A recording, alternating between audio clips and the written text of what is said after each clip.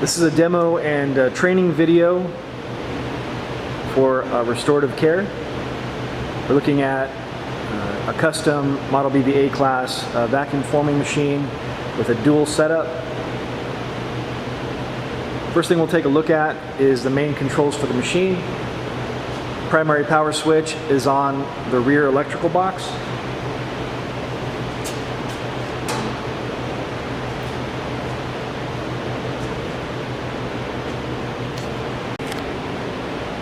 Okay, so turning the power onto the machine, we'll turn on the control screen here.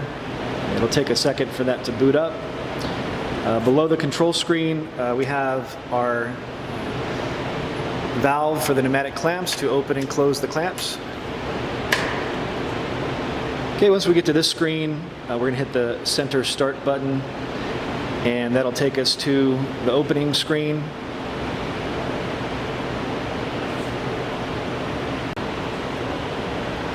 From the opening screen, we can go into the main screen, the upper heater setup screen, the lower heater setup screen, as well as the timer setup screen. First thing we'll take a look at is the main screen. This is going to be the primary operation screen used during cycling of the machine. You have a few different options here. You have a recipe control where you can load and save recipes. To do that, you apply a number, and then you hit Save Recipe.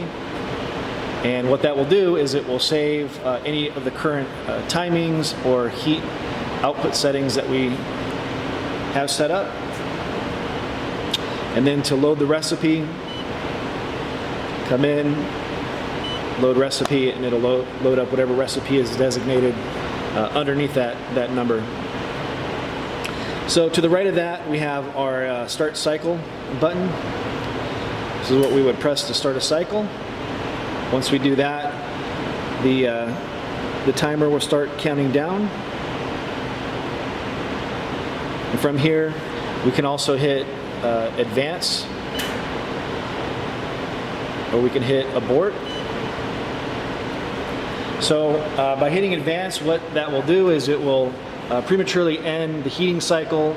The clamping frame will come back into the tooling area, and then it will finish the rest of the timings that you currently have set. Okay, the next thing we're going to take a look at is the timer setup screen.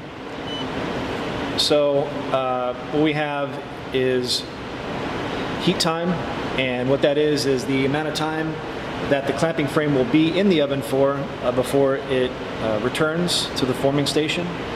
And then beyond that, we have all of our delays, so you can delay any of the functions of the machine if you want something to start sooner or later. We'll take a look at the first one here. So the fans start delay. You don't generally want the fans to come on until the tooling has been fully delivered and the vacuum has been applied and the part is formed.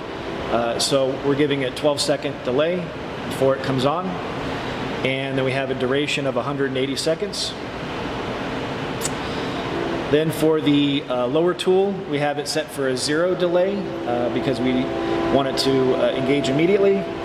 And we have that set for 180 seconds. Now what we're going to do is we're actually going to increase that to 195. So the lower tool duration will exceed the fan duration, so the fans will stop before the lower tool retracts down. Next one below that would be for upper tool. This machine does not have an upper tool, so it's not used, but it can be added on later if you would like. We have below that the vacuum delay, and what the vacuum delay is for is the travel time from when the tooling is at the very bottom, the amount of time that it will take to raise fully and engage the plastic. So we have it set for 5 seconds right now. So after 5 seconds, the vacuum will engage and the vacuum duration will start. We have that set now for 150. We're going to increase that to about 180.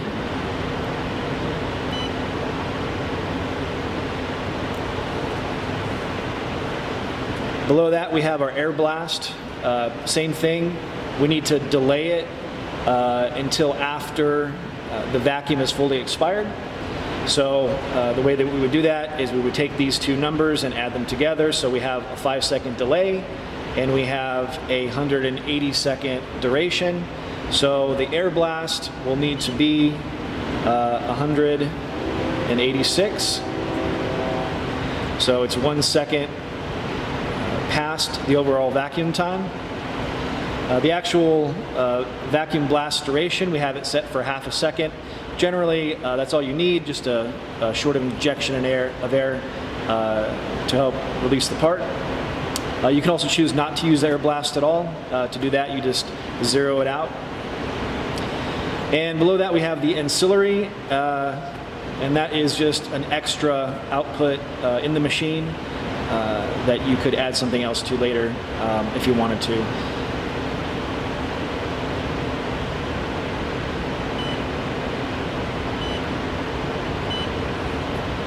Okay, so the current settings that are in job holder number 1 are the ones that we use to run the sample parts with the material that was provided to us. We have a heat time of 235 seconds and fans and durations and all that. Those can be adjusted. You may want to allow it to cool for a little bit longer before you remove it. You might want to heat it for a little bit longer, and you can make all those adjustments here. From here, if we were to do any tooling setup, meaning that we needed to raise and lower the table independently without it being in a cycle, we can go into tool setup mode, and we can raise and lower the lower tooling that way.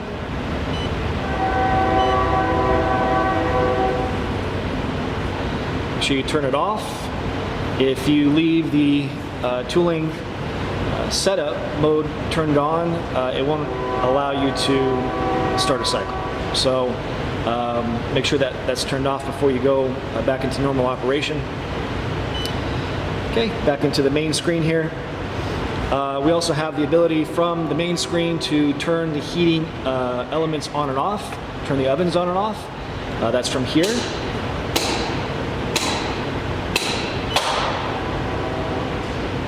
And then below that, we'll go into the upper heat setup screen and the lower heat setup screen.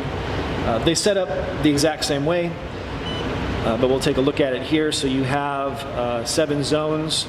The way that we set this up is that each of our setups will center to this zone here, so you can increase the heat around the perimeter, get the edges nice and hot, and then you can have the center a little bit cooler so it'll heat a little more evenly. And this can be adjusted a little bit. These are the settings that we were using when testing the material that was provided to us, and they seem to work quite well, but you can always make adjustments if you need it, if you want to increase the heat or decrease the heat a little bit, just depending on what your requirements are. So to do that, if we want to increase or decrease, we can do in increments of 5% here. So up 5 and down 5, and that will affect the overall oven. If we wanted to affect a individual zone, you simply press into the zone, and then it'll bring up a secondary window where you can change the heat output to whatever you need it to be. I'm going to go ahead and set it back to 60. Actually, it's set it back to 50.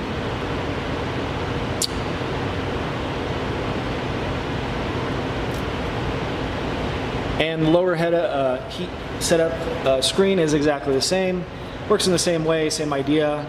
And then as you see the oven represented in the screen here, that's how it is physically done in the oven itself. So this is a graphical representation of the zones of the oven and how they're laid out.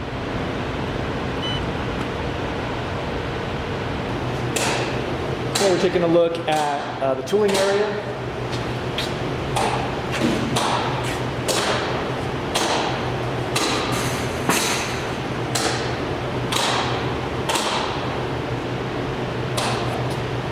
So each one of the dead plates that we built for you, they have their own independent ball valve, so you can shut them off if you only want to use one and you don't want to use the other. And the plates can pretty easily interchange.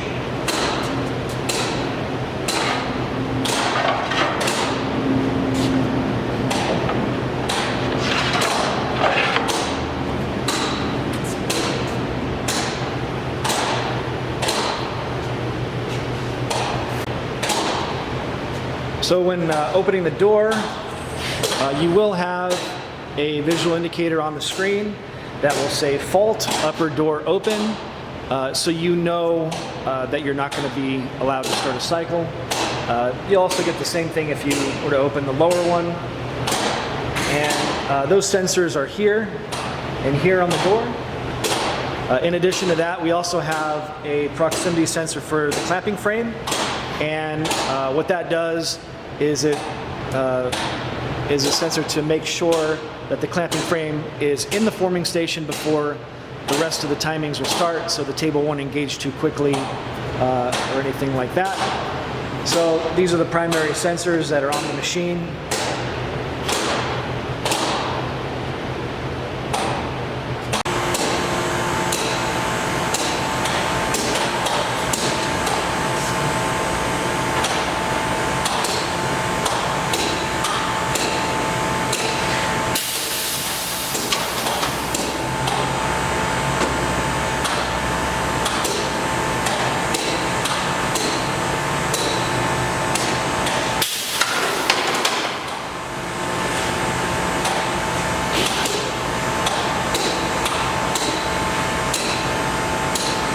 Okay, so we're going to go through a full cycle on the machine. First thing you want to do, turn your heaters on, and you generally want to allow the heaters to preheat for about 10 to 15 minutes before you start running the machine for the day. If you try to run it too early, you could get some heating differences because it's not fully heated up.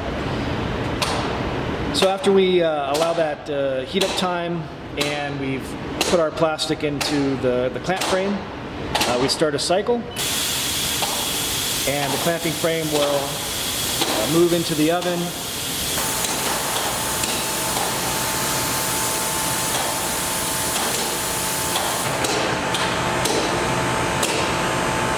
You have two indicators to know what is currently going on. You have your clamp frame light up at the top, and then below that on the right hand side we have the heat run time. It's going to give you a real-time countdown of where it is in the heating cycle. So I brushed briefly on the press to advance and the abort. What that basically means is if we're setting up our heat cycle and we're not quite sure how long it's going to take, we can overshoot the time a little bit, and then when the material's ready, we can advance it by pressing advance, and then it will finish the rest of the cycle. So it will advance the heat cycle and then move into the forming cycles. Tooling table, fans, vacuum, all of the timers that were just looked at there. And below that we have abort. What abort will do is it will retrieve the clamping frame from the oven, so the clamping frame will move back into the forming station, but no other functions will happen. It'll just stop the cycle there. So we'll go ahead and we'll hit advance.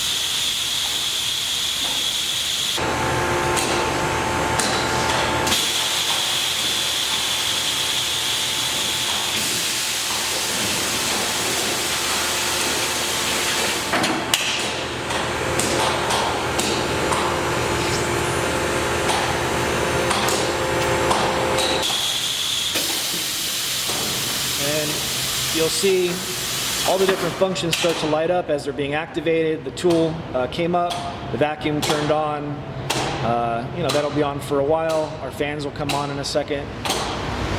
And then it'll just do all of its timing. And once everything times out,